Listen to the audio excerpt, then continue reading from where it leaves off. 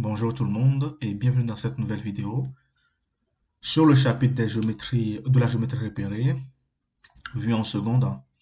Et ici, nous allons exploiter les coordonnées d'un point, de plusieurs points dans un repère donné et exploiter quelques propriétés de la figure obtenue à partir de ces points.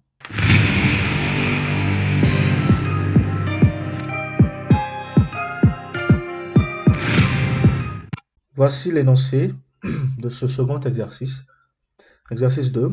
Le plan est muni d'un repère orthonormé OIJ. On considère les points A, B, C, D, dont vous voyez les coordonnées. Question 1.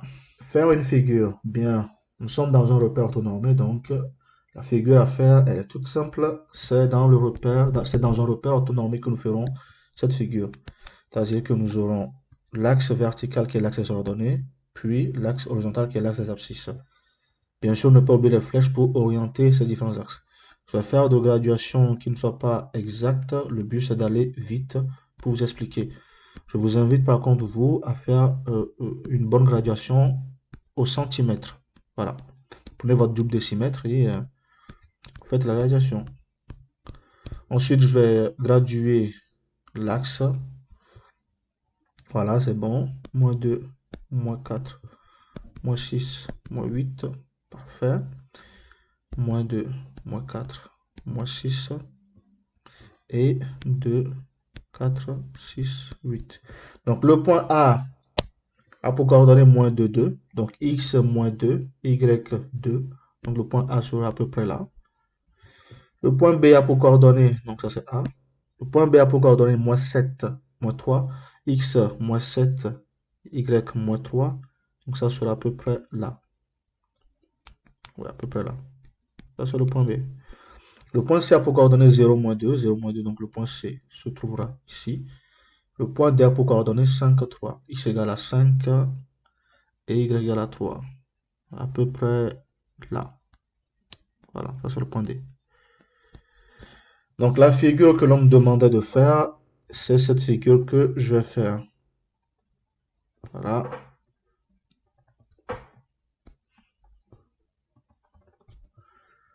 Voilà, c'est ça la figure. Est-ce que j'ai tout respecté? J'ai fait une figure approximative. Oui, ça m'a l'air à peu près bon. Quoique, il faudrait peut-être que je relève un petit peu le point D pour que ça soit un niveau un peu plus correct. Bon, ça m'a l'air à peu près bon. C'est à peu près bon. Quelle conjecture? Donc, question 1A, ça c'est la question 1A. Question 1B. Quelle conjecture peut-on faire sur la nature du quadrilatère ABCD? Alors, lorsqu'on regarde la figure, on peut d'ores et déjà... Ah oui, j'ai fait une petite erreur, autant pour moi. Le point B ne peut se placer à ce niveau. J'ai mal placé le point B. Le point B a pour coordonner moins 7 qui est là. Voilà. Et moins 3. Moins 3 qui est là. Donc, c'est à peu près ici le point B. Voilà. Lorsqu'on regarde la figure, la première conjecture que l'on pourra faire, c'est de constater que ça ressemble à quoi? À un parallélogramme. On peut conjecturer que la figure, ou bien le quadrilatère plutôt, que le quadrilatère ABCD est un parallélogramme.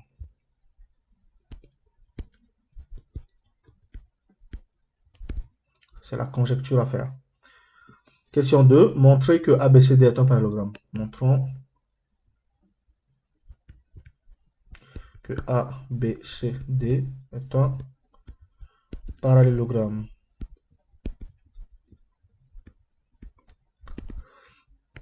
Qu'est-ce qu'on constate? On constate que dans le parallélogramme, bien le quadrilatère ABCD, nous avons deux diagonales. Donc, nous avons un premier diagonale qui sera à peu près comme ça.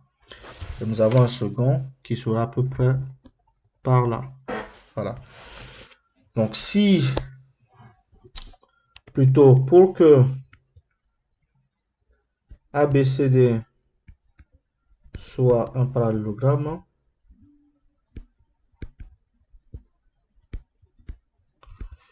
Il faut que ces deux diagonales AC et BD se coupent en leur milieu. Il faut donc calculer les différents milieux des segments AC et BD afin de vérifier cela. Calculons, plutôt directement milieu, petit a, milieu A de AC. C'est très simple, ça fait x de A qui est égal à x de grand A plus x de grand C, le tout divisé par 2. Y de A, ça fait y de grand A plus y de grand C, le tout divisé par 2. Si donc est égal à x de A, ça fait moins 2, plus x de C qui est 0, le tout divisé par 2, ça nous fait donc moins 1. Et y de grand A, c'est 2, plus y de grand C qui est moins 2. Ça fait donc 0. C'est-à-dire que A qui est milieu de AC a pour coordonnées moins 1, 0. Bien. Maintenant, milieu petit c de... Non, pas petit c, milieu petit b de BD. Voilà. Pareil, x de petit b, ça fait x de grand B plus x de D sur 2. Y de petit b, ça fait y de grand B plus y de grand D sur 2. X de grand B, ça nous fait moins 7 plus x de D, 5 sur 2, ça nous fait moins 1. Et y de grand B, c'est moins 3. Plus y de grand D, c'est 3 sur 2. Ça nous fait donc 0. Donc petit b aussi a pour coordonnées moins 1 et 0. Qu'est-ce qu'on remarque? On remarque qu'il y a égalité entre ces deux valeurs. Lorsqu'on va essayer de placer le milieu, donc on peut... Alors, c'est vrai que la figure n'est pas exacte, ce qui fait que le milieu ne tombe pas exactement à l'endroit où l'on veut, mais on peut le dessiner pour tomber sur le milieu qui est moins 1. Donc nos points A et B se trouvent là. Ça se trouve A et B. Je vais l'écrire d'une autre façon. Donc ça c'est A de coordonnées moins 1, 0. Et B de coordonnées moins 1, 0. Ils se trouvent tous en son point. Question suivante. C'est la question 3. Montrer que le triangle CBD est isocèle en C. Montrons que CBD est isocèle en C. Alors déjà, si CBD est isocèle en C, alors CB, la distance CB doit être égale à la distance CD. C'est aussi simple que ça. Il nous faut donc calculer la distance CB et CD. Si on a l'égalité, c'est que le triangle CBD est isocèle. La distance CB, c'est tout simplement la racine carrée de x de B moins x de C, le tout au carré, plus y de B moins y de C, le tout au carré. Ça on fait donc la racine carrée x de B, x de C, je peux les avoir. X de B, c'est tout simplement moins 7 plus, moins x de C qui est 0 au carré, plus y de B, c'est moins 3, moins y de C, moins 2, tout au carré. Ce qui nous fait donc la racine carrée de moins 7, moins 2, ça fait moins 7 au carré, ça fait 49. Plus moins 3 plus 2 moins 1 au carré, ça fait 1. Ça fait donc racine de 50. Ensuite, la distance CD, ça fait la racine carrée de x de D moins x de C, le tout au carré, plus y de D moins y de C, le tout au carré. Ça fait donc la racine x de D. x de d, c'est tout simplement 5. Voilà. Moins x de c, qui est 0 au carré, plus y de d, qui est 3, moins y de c, donc moins, ça fait plus 2, tout au carré. Ça me fait donc racine carrée de 5 au carré 25, plus 5 au carré 25, qui fait racine de 50. On remarque que CB est égal à CD égale à racine de 50. Donc, CBD est effectivement vraiment isocèle en C. Tout simplement. Question 4. Qu'en déduit-on sur la nature du quadrilatère ABCD? Alors, on a remarqué que CBD est isocèle en C. Et puisque ABCD est un parallélogramme, alors nous avons quoi? Deux triangles qui sont isocèles. Alors, donc ça c'est question 4. Déduction. On sait que CBD est isocèle en C. Or, ABCD est un parallélogramme.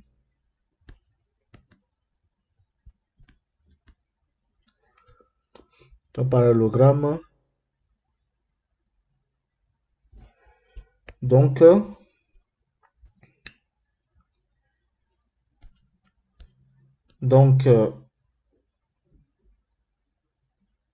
CB égale à AD, tout simplement. Et CD égale à AB. Puisque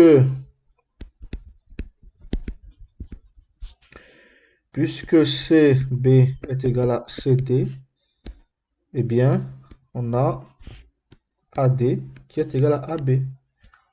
Donc, ABD est aussi isocèle en A. Le parallélogramme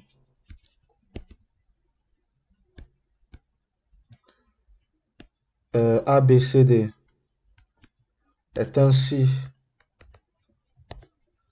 constitué de deux triangles isocèles. Et donc, alors si c'est constitué de deux triangles isocèles, c'est que, c'est quoi? C'est un losange. Donc, c'est un losange.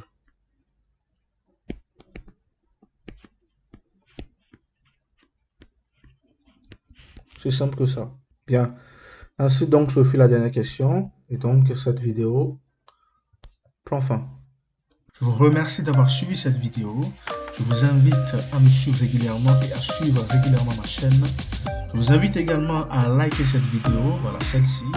Je vous invite à la commenter avec vos questions et vos interrogations.